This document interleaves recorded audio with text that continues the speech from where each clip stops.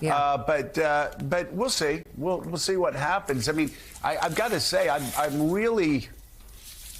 I'm struck by the fact that the October surprise this year thus far has been Donald Trump and the mistakes that the campaign has made. The Madison Square Garden mistake with a guy that trashes Puerto Rico, and nobody can act shocked about it. Donald Trump, he stayed on stage and talked for a couple of hours, I guess, never once said, oh, we don't like that joke, and how dare he bring that up tonight. The reason why is because there were 3 NBC producers that saw him the night before his routine, knowing he was going to be on that night. Workshop. And he did the same Puerto Rican joke. I mean, that's part of his act. And he told people, I'm going to say this tomorrow night.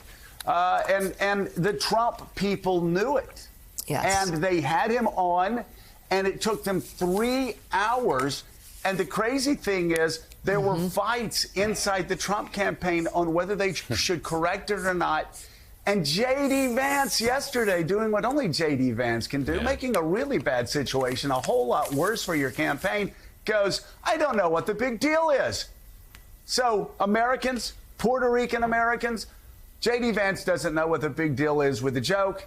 And there was a fight on the campaign about them actually apologizing for a joke that Donald Trump refused to apologize for while he was on stage. Yeah, and J.D. Vance said, Mika, he's sick and tired of people being offended by everything, told people to get over it. And actually initially said, I haven't heard the joke. Of course, he's heard the joke. This is a slippery way of dealing with things. This was a joke early in that rally at Madison Square Garden that has taken hold among Democrats in this campaign. We've heard it amplified by the Harris campaign because there are so many Puerto Rican Americans across the country, but especially in states like Pennsylvania, that she needs to win. And if I could finish that sentence, so many Puerto Rican Americans who were deeply, deeply hurt by it. Yeah.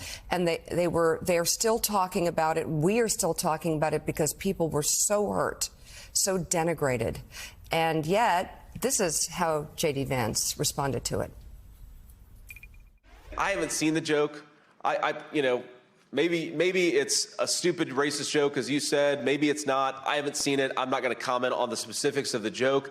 But I think that we have to stop getting so offended at every little thing in the United States of America. I'm so over it. Okay, so that's J.D. Vance's way of dealing with what was, I think, very damaging to the campaign, perhaps, Joe? Well, he's seen the joke. He's not telling the truth. Well, we know everybody was sending the joke around, and this is what they do. Yeah. They go, oh, I don't know. It's like when he was spreading a lie about his own constituents in Springfield. It was like, oh, wait, I don't know. People are just saying.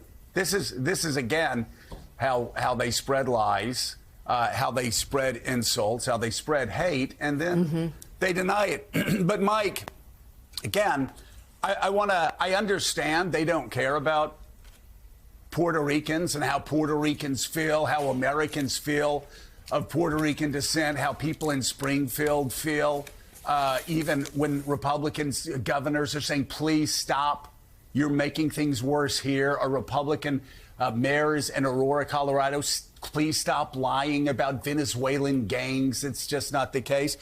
Here, though, let's just, again, it's hard for us to put ourselves in the position of a parent with children who are Americans, who are Puerto Ricans, and having to explain to the children when they go to school why some people may be making fun of them and calling them garbage, and then understanding it was because Donald Trump's rally and because nobody spoke out strongly against it at the rally. So that's what they're going to school with. And maybe that doesn't matter to J.D. Vance, but I bet it would matter to J.D. Vance if it were his children that were being abused at school.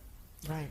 You know, it's just another indictment of the way the campaign is being run, not by the people who run the campaign, but the people who symbolize the campaign, Donald Trump and J.D. Vance.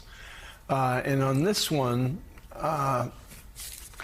the idea that they have taken something that was on a prompter, that was vetted prior to delivery, that one really scurrilous, obscene slur to describe the vice president of the United States, also running for president, was extracted from the content of the supposed Comedians Act. It's incredible to disbelieve how bad this thing was. Yeah. And Mika, you just had, and I indicated you should take a look at it, the front page of the New York Times today, back to Springfield, Ohio, has a story about the parents of Aiden Clark, an 11-year-old child who died in a school bus accident when his school bus was hit by a Haitian immigrant who was here legally. And both Donald Trump and J.D. Vance have decided to call it a murder. And they call this young boy's life and death a murder. And the torture that his parents have endured and been put through since the incident occurred several months ago is horrendous. It has changed and altered and damaged the lives of the living. This is them sitting with their little boy's blanket, Joe. And I hold that up, Mika. I can't imagine the pain those parents are going through. And then to watch their son, their child used as a political prop to be lied about, making the pain worse. And keep that up, because this is not personal to me, but this is personal to people I know.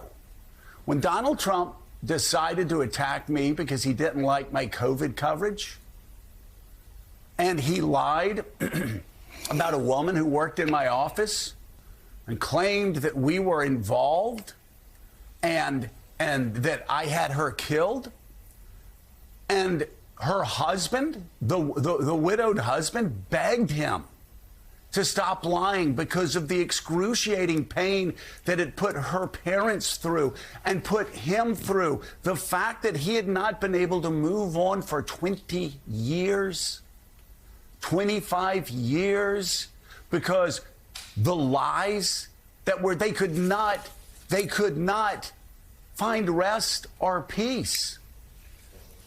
And Donald Trump didn't care. He just kept doing it because he didn't care. Right. What the family thought. He didn't care what the husband thought. He didn't care what the people whose grief he was only making worse. And here we have in Ohio, Mika, we have a family enduring that pain because their son's being lied about for political purposes, and they have been put on notice. The father spoke before the city council, I believe, a month or two ago, saying, please stop lying about my son. You know nothing about him, and if you did, you would know this is the opposite of what he would be saying right now, based on the wonderful, short life that he lived. But they don't care. I cannot imagine these men. No. I cannot imagine people that when parents are begging them, please stop lying about our dead children. Please stop. Let us bury them in peace and move on. They won't do it, Mika. They are without shame. I know. They know better. I know. And the pain and yet they that they are continue inflicting. to exploit the death of a young child in Springfield and others and lie about it because they want to gain power. This is stark, and if you think this is normal, well, you haven't been around politics long enough, because I can tell you, if it happened while I was in Congress, if it happened while Claire was in the Senate, and somebody did this, they would be excommunicated. Nobody would talk to them. They would be scorned. Their leadership would say, you apologize to the parents, you take back the lie, or you will be stripped of your committees tomorrow. You straighten up. But there are no guardrails, Mika. No guardrails on the truth. No guardrails on decency. No guardrails on the very things that keep us bound together, even in the most difficult of political times. And let me say, that happens. Tip O'Neill and Ronald Reagan could not stand each other's political philosophies, but they worked together. Bill Clinton and Newt Gingrich could not stand each other's political philosophies, and it got ugly. They still worked together for the betterment of America, but balancing the budget 4 years in a row for the first time in a century. Here, no guardrails, no ties that bind, no decency. And I think decency is on the ballot as much as democracy. They are inflicting pain on people purposely. And Willie, you saw J.D. Vance and the very slippery, dishonest, callous response to the way Puerto Rican Americans are feeling about that joke that hurt them so deeply. The Harris campaign had a bit of a different take on it. Yeah, I mean, that very day, Vice President Harris announced a plan to help Puerto Rico, talked about how the federal government was going to invest in Puerto Rico. Yeah. She won the endorsement of Bad Bunny, arguably the most famous person from Puerto Rico right now, J-Lo, a bunch of other ones. But